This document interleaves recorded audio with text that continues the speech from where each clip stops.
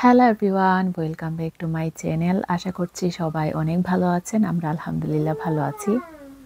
সেদিন যে প্লামের আচারটা দিয়েছিলাম, তো আমার হাসব্যান্ড অনেক পছন্দ করেছে।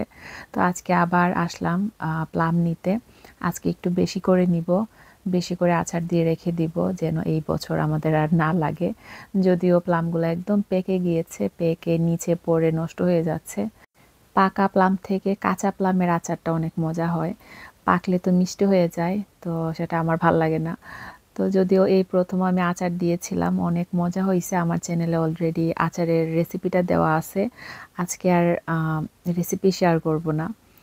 তো প্লাম পেড়ে নিয়ে এসেছি, এখন আমরা পার্কে এসেছি। তো এই পার্কটাতে আমরা এই প্রথম এসেছি। এখানে একটা ফার্মও আছে। তো আমরা লেট করে এসেছি। এগুলা মানে ৫টা না ৪টার দিকে বন্ধ হয়ে যায়। তো এখন মেবি ৬টা বাজে। আকাশ একদম অন্ধকার হয়ে গিয়েছে, বৃষ্টি আসবে। তো আমরা এখন বাসায় চলে যাব। তার আগে আমি একটু ঘুরে দেখে নিচ্ছিলাম।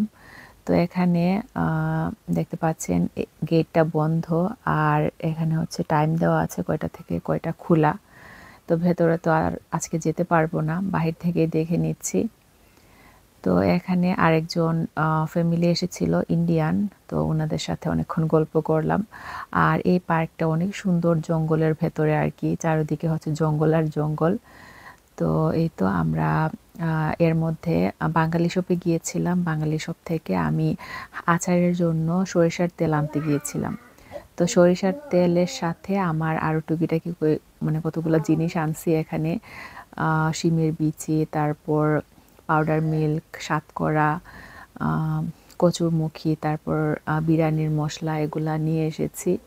প্লামগুলা আমি ক্লিন করে রেখে দিব। আজকে আর বানাবো না আচার, কালকে বানাবো। তো এখন হচ্ছে সকালবেলা, পরের দিন। আমি এখানে আমার জন্য ব্রেকফাস্ট বানিয়ে নিচ্ছি। তো এখানে আজকে আমি চা দিয়ে এই পরোটাটা খাবো, দুধ চা দিয়ে। আমার পরোটা অনেক ভাল লাগে। তো আমার হাজব্যান্ডকে বলেছিলাম পরোটা আনার জন্য, পরোটা শেষ হয়ে গিয়েছিল, তো ও নিয়ে এসেছে। আমার হাজব্যান্ড এখনো ঘুমে, ও ঘুম থেকে উঠলে ওকেও ভেজে দিব পরোটা। ও পরোটা তেমন পছন্দ করে না, মাঝে মধ্যে আর কি একটা দুইটা খাই এরকম। তো এই তো আমার পরোটা রেডি, চাও রেডি। এখন আমি ব্রেকফাস্ট করব। বাচ্চাদেরকে অলরেডি আমি ব্রেকফাস্ট করিয়ে দিয়েছি। ব্রেকফাস্ট করে আমি বাচ্চাদেরকে নিয়ে একটু বের হব। আজকে যাব হোম বার্গেন্সে। তো আমি হোম বার্গেন্সে চলে এসেছি বাচ্চাদেরকে নিয়ে। এখানে এসেছি মূলত আমি আচার যে রাখবো, কাচের একটা ঝাড় কেনার জন্য। তো দেখি এখানে পাই কিনা। আলিনা প্রথমে ঢুকে এখানে একটা ইউনিকর্নের ছাতা পেয়ে গিয়েছে, তো ও বলছে এই ছাতাটা নিবে, যদিও ওর একটা ছাতা আছে। হোম বার্গেন্স হচ্ছে আমার খুবই পছন্দের একটা শপ। মাঝে মাঝেই এখানে আসা হয়, যদিও এটা আমার বাসার খুবই কাছে। তো রাস্তা ক্রস করে আসতে হয় বলে এটাতে আর তেমন আসা হয় না বাচ্চাদেরকে নিয়ে। আমি একটু ঘুরে ঘুরে দেখছিলাম, মেয়েদের যেটা স্বভাব আর কি, মানে কিনে আর না কিনে দেখতে আমাদের অনেক ভাল লাগে। তো এখানে এই ঝাড়টা অনেক সুন্দর ছিল। এটা মেবি বেতের না প্লাস্টিকের জানি না।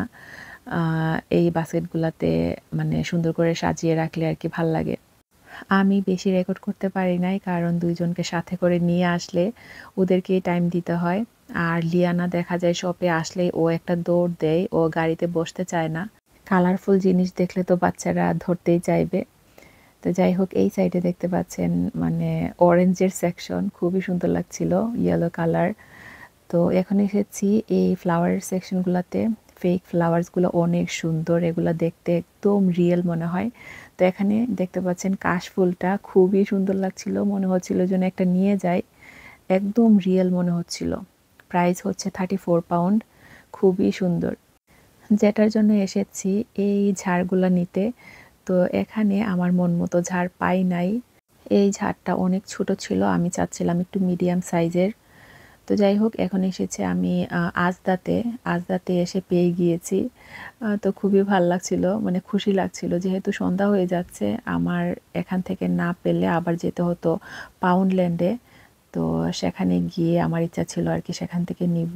তো পাউন্ডল্যান্ডে যেতেই আজদা পড়ে, তো চিন্তা করলাম আজদাতে দেখে যাই, যদি পাই এখান থেকে নিয়ে নিব, যদি না পাই তাহলে আমার পাউন্ডল্যান্ডে যেতে হবে। তো আলহামদুলিল্লাহ আমি আজদাতেই পেয়ে গিয়েছি। তো আজদা থেকে শপিং করে এখন আমরা বাসায় চলে যাচ্ছি। তো এই তো আমি বাসায় চলে এসেছি আর এই শপিংগুলো আজদা থেকে করে নিয়ে এসেছি। আর আলিনা এই ছাতাটা এনেছে। তো আমার হাসব্যান্ড শাক এনেছিল সবজির শপ থেকে। তো আজকে আমি শাকটা রান্না করছি। তো এখানে আমি বেশি করে রসুন, পেঁয়াজ তারপর শুকনা মরিচ দিয়ে দিছি। শাকের মধ্যে আমার শুকনা মরিচের ফ্লেভারটা অনেক ভাল লাগে। তো শাকটা আমি হালকা বয়েল করে পানিটা ফেলে দিছি। দিয়ে এখন আমি রান্না করে নিচ্ছি। এই শাকটা আমার হাসব্যান্ডের খুবই প্রিয়। মাঝে, মাঝে আমি রান্না করি। তো এই তো আমার শাকটা হয়ে গেলে এখন হচ্ছে দুপুরবেলা আমি শাকটা দিয়ে ভাত খাবো। তো আমার আচারটা হয়ে গিয়েছে। আমি এর মধ্যে আচারটাও বানিয়ে নিয়েছি।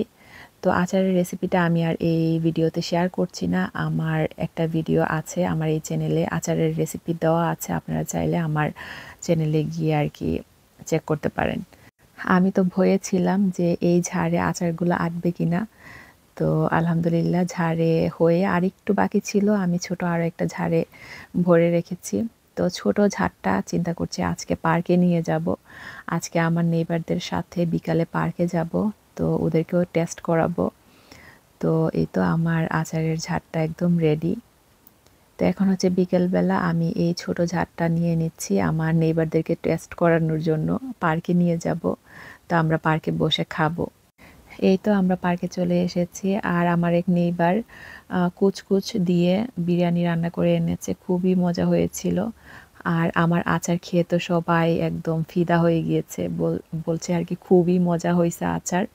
তো আমার পাশের বাসার আরেক ভাবি ওনাকেও গিয়ে দিয়ে এসেছে আচার। তারপর আমার নেইবার পাকিস্তানি উনাকেও দিয়েছি। উনিও অনেক পছন্দ করেছে। মনে হচ্ছে যে একটা বিজনেস শুরু করে দিব আমার আচারের। এত মজা হয়েছে আচার। তো যাই হোক ওনারা আবার চাও নিয়ে এসেছে। তো আমরা বিরিয়ানি খেয়ে তারপর আবার চা খাবো। তো খুবই ভাল লাগছিল এরকম পার্কে সবাই একসাথে এসেছি। এরকম মাঝে, মাঝে আসলে ভালোই লাগে। আমি তো প্রত্যেকদিনই বাসা থেকে বের হই সকালে একবার বিকেলে একবার। কারণ বাচ্চাদের যেহেতু এখন হলিডে চলতেছে বাসায় আসলে থাকতেই চায় না। আমার গার্ডেনে তো অনেক খেলনা আছে। তো বাচ্চারা বেশিরভাগ সময় আর কি সকালে গার্ডেনে খেলা করে। তো এই তো আমাদের নেইবার কিন্তু অনেক সাথে বাচ্চা-কাচ্চা মিলিয়ে আমাদের দেখা যায় পুরো একটা পার্কই লাগবে এরকম। তো এই তো আমরা বাসায় চলে যাচ্ছি। বাসায় গিয়ে আলিনা বলছিল নুডলস খাবে। তো ওর জন্য আমি নুডলস রান্না করব।